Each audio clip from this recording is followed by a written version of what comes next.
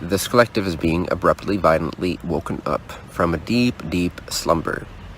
A deep, deep slumber, a sleepy state, a zombie state, a complacent state.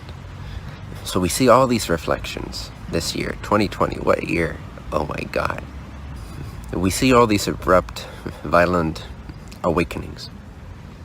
These circumstances that are broadcasted collectively, that shake us to our core, to our foundation of what it means to be human, what it means to wake up every day into civilization, and that reflects to us that there's a need to seek for the truth.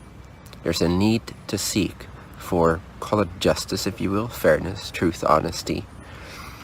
And the main message I have for you today is that there's something to watch for when this type of abrupt awakening occurs at such a global scale. And that is the transitionary phase. From being asleep to being fully established in the awakened state, which is the end result or aim of such abrupt awakenings and such collective catalysts as we are experiencing so far this year. And so, for example, with the death of George Floyd and the protesting and the riots and all that, what I want you to watch for, if you want to, up to you, is the pitfall of this transitionary phase. Because what happens when we are abruptly awoken from our sleep, just like when we are abruptly awoken from our sleep physically, just on an individual level, all we have to fall back on as our first response to this is everything we already know. Ponder that for a minute, okay? Someone shakes you into awakening abruptly, and all that you have to fall back on to respond to that rude awakening is everything that you already know. All the thoughts, all the beliefs, all the experiences, all the memories, all the biases, all the opinions, all the preferences, all the victimization that you've experienced in your life, or at least the experience of victimization that you have experienced in your life. That's all you have to fall back on. That's your immediate response team within yourself, within your own mind. Your immediate response team consists of everything that you've developed while you were asleep. So all the components that respond to the awakening are the sleepy components. They are the sleepy remnants. And while this is necessary, while this is inevitable, right next to a train track here. 1 second. And so when you're abruptly awoken, that's what you respond with. This is what we want to watch out for. So again, this is inevitable, and this is part of the process, and therefore it cannot be condemned. And it is to be allowed, it's to be understood, and there should be compassion for this process, collectively and within yourselves as individuals. Now, how we can expedite this process, which we are in need of expediting our ability to handle rude awakenings from the end game point of view, meaning from the result point of view of the awakened state, as much, as quickly, as lovingly as we can, instead of reacting to these events from the sleepy remnants, the components that we know from our sleepy condition, from our slumber state, from our slumber years. And so these collective catalytic events and reflections that we're getting right now as the civilizations are designed, in my opinion, are needed. It is the bringing to light that which has been hidden in our collective consciousness, that which we just slumbered over, we just slumbered our way through, we just were complacent with. And now it's become so obvious that this is what demands our attention.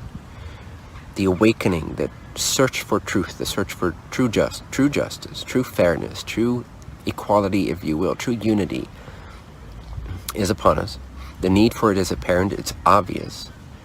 And again, I encourage you to speed up this process lovingly, understanding and appreciating that, of course, there has to be room, there has to be space, there has to be acceptance of the slumber elements within ourselves, the slumber-based components of our thoughts and our behavior. They are going to come to the surface. They are going to want to react to everything that's happening. And it's not bad, but it's not productive. And so There is a awakening from the rude awakening also. There is a phase right after the transitionary phase, which is one of much more peace, much more harmony, much more productivity, much more energetic effectiveness.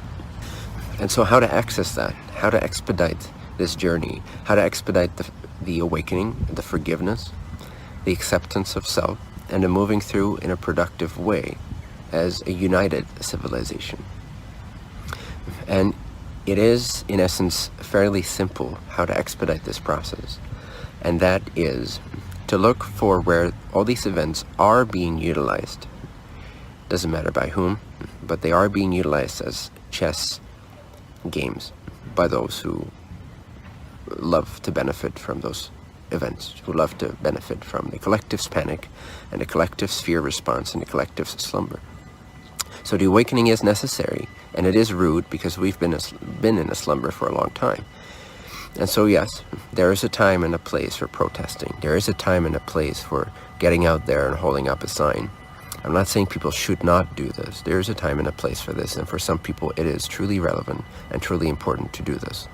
And for other people, this expresses itself. This rebellion, this search for truth, for fairness, will express itself differently, and that's okay too. That should also not be judged. That should also not be punished.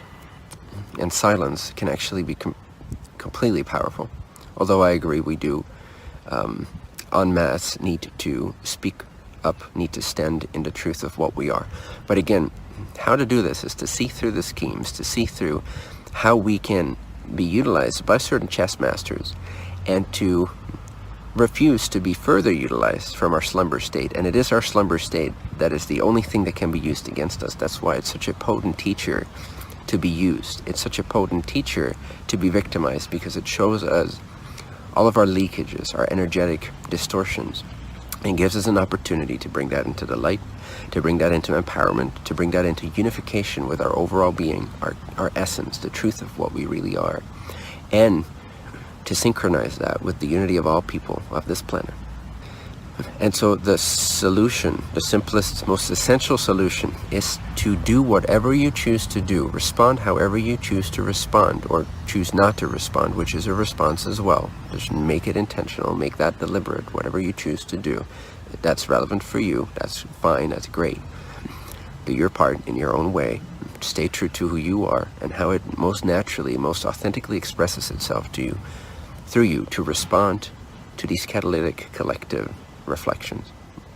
And I would encourage you, take this or leave this, I would encourage you to focus on the unity.